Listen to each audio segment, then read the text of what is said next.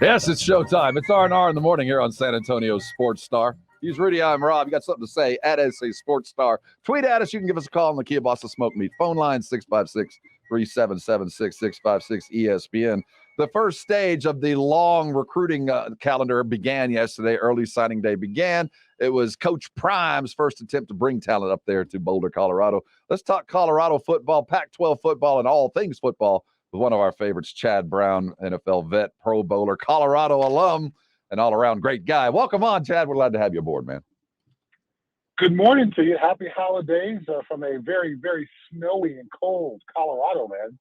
Having a slow drive into the studio this morning. I'll bet, man. We're worried about 35. We're down here in Texas, man. We don't do well with snow. So blowing snow, that you have yourself a wonderful white Christmas, Chad. So what's the feeling? 8 right now. Oh gosh. Oh my God. Nope, not at all. So what's the feeling around Boulder today? People happy with the haul and Coach Prime's first steps into the Pac-12? Absolutely. Ever since Coach Prime agreed to be the head coach, expectations have been through the roof, as you would expect. And here with the early signing day yesterday, Coach Prime did not disappoint. Brings in last year's number one recruit who transfers over from Jackson State, a number of other 3-star guys, a 4-star guy as well. And this is just going to continue. The transfer portal is going to continue to bring more guys in. And we have the next signing day coming up later in the new year. I can't imagine them not really just reshaping the roster in ways that maybe hasn't been done in recent college football history. We all saw what Lincoln Riley did out there at USC. Mm-hmm. We saw what Brian Kelly did at LSU. I'm not sure if Coach Prime and the Buffs are going to have that instant level of success on the field next year, but at least from a recruiting standpoint, it's going to be a tremendous haul.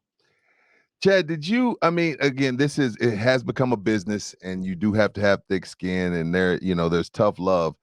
Did you agree with the way the video that went viral when he walked in with the, that current Colorado team at the time saying, hey, you know what, some of y'all need to jump in the portal. I'm bringing my own luggage and it's Louis.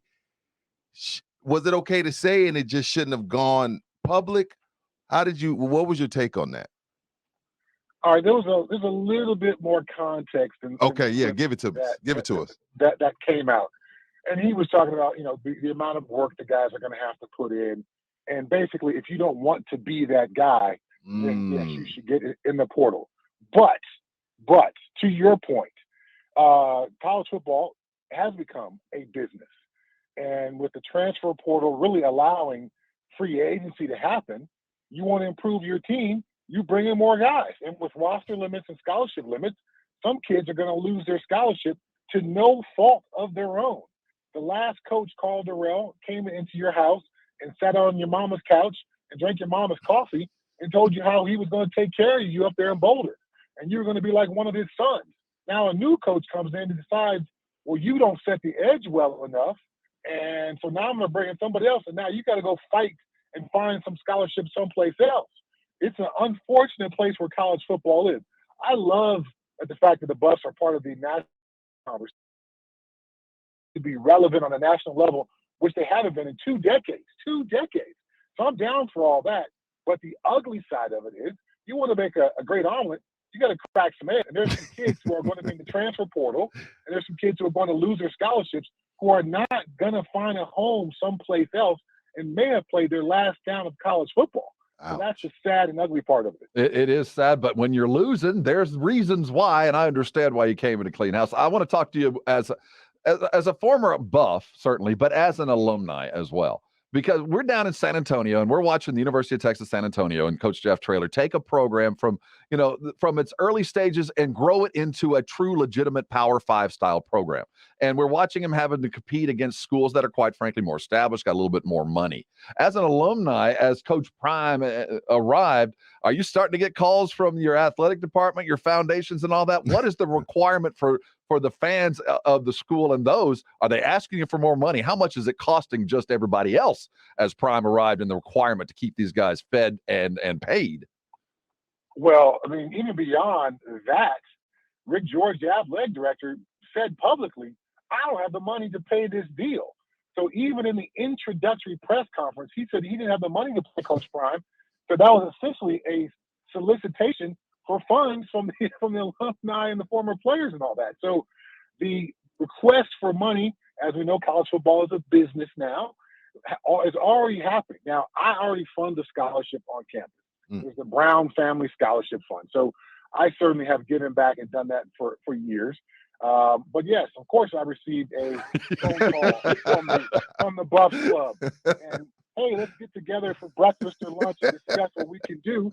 Because if you want to compete nowadays with teams having, $30 or $50 million collectives available to play NIL deals, the Buffs have been lacking in that. That's the reason why they've had so many transfers out of the program, because they haven't been able to pay these kids.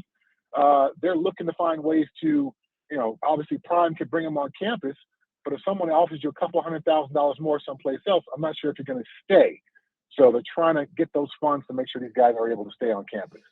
Another thing I would like more context on, Chad, is because it's you're right by it, and it's a thing up there in Colorado where you guys are. Just a couple months ago, before the previous coach was fired, the AD was saying, look, we're not going to change anything academically for anything. We have certain things we can and can't do, and that's not going to change. And then we hear that they did change once Deion got on campus. Can you give us a little bit more context and more detail on what has changed, and is it a big deal? Oh, yes. Okay. So it's absolutely a big deal. What you're talking about is the transfer rule. Right. CU has a transfer rule, same as Stanford, where you need to have progress towards your degree that is fitting with the class that you're transferring in with.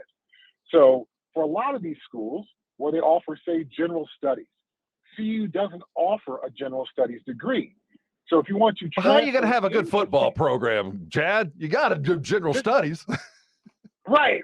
Well, so that's one of the difficulties is CU doesn't even offer that degree. So you can't have progress towards a degree that CU offers if you've been a general studies major at some other campus. So that's the reason why CU had 28 transfers out of the program last year and only 3 into the program, because of the difficulty getting these kids on campus.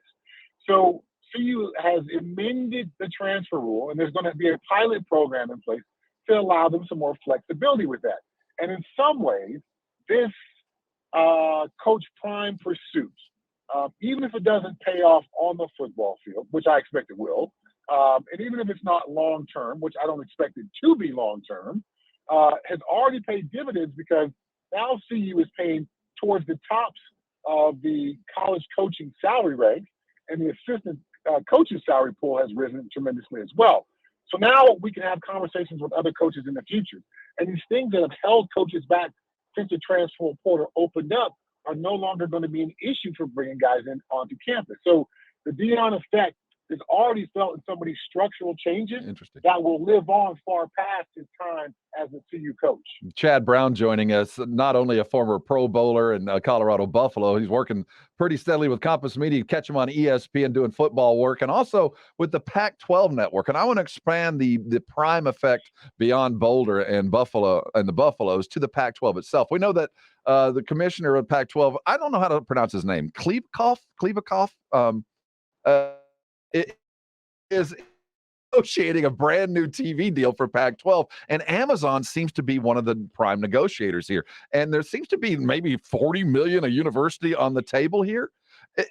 How important is Prime to those negotiations, and Colorado being part of the Big 12 or the Pac-12, and how much of the of streaming instead of broadcast like we're accustomed to, how does that affect the Pac-12? Lots of questions there. Okay. Well, I'm a part of the alumni council for the Pac-12. So we meet with the commissioner either virtually or in person. We met in person before the Pac-12 championship game. And he explained, hey, we've purposely kicked this media deal down the road, kicked that can down the road, because we thought there would be a good year for the Pac-12 football, which it has been. USC was, in the playoff picture until the championship game. They lost to Utah. There's a lot of Pac-12 bowl teams. So the kicking the can down the road has really paid off. And then the signing of Deion. CU has been one of the worst programs in college football over the last couple of seasons. Yet they have found a way to be part of the national conversation, where if you go on any recruiting reporting site, ESPN or wherever you go, you can see that Colorado's on the front page and then the topic of conversation. So the Pac-12 benefits from that. The Big Ten got $66 million per year per school. The Big 12 got $33 million per team per year. The Pac-12 was hoping to come in the middle of that. So for a conference that was essentially folks thought was going to be left for dead after the news that USC and UCLA were leaving, now it's had such a strong year, and with Coach Prime coming to Boulder, is going to be able to get a really good media deal, which is only going to further help those teams on the field. And lastly, Chad, before we get you out of here, you also are a Steeler through and through. Talk to us a little bit about Franco Harris. Yes. Oh, man. Franco, one of the greatest Steelers of all time. In my mind, as a kid growing up in Southern California, when I thought of the Pittsburgh Steelers before I became a Steeler, I thought of Franco Harris. That's what I pictured in my mind. And becoming a Steeler, getting a chance to know Franco, we always over-eulogize people whenever they pass. And we say, well, he was a better man than he was a player. Well, Franco was a Hall of Fame player, but he was a Hall of Fame kind of dude as a person. Always willing to be super charitable, always incredibly nice and gracious. I got a chance to know Franco over the last couple of years, kind of being on that Steeler autograph circuit, a couple autograph shows with them. I was at the Steelers Hall of Fame parties last year. My wife, who actually, would look like one of Franco's daughters, they would call each other fam whenever they saw each other. Hey, fam. And so I got all kind of pictures of my wife and Franco together. A beautiful human being, will be missed. And, in a time where everyone is talking about their brand, how unique of it is to be, you are such an iconic player for a specific team. When people think of that team, they think specifically of you and your greatness on the field. That's how awesome Franco was. Well said. Chad Brown, former NFL Pro Bowler, Steeler through and through, Colorado, Buffalo, catch the stuff, college football analyst, both with ESPN and the Pac-12 network. And thank you so much for the insight and the knowledge and the great words. Chad Brown right here on San Antonio Sports Star. Have a Merry Christmas, Chad. Have a Merry Christmas to you guys. Happy holidays, and thanks for having me on. I always appreciate it. Great having him on, man.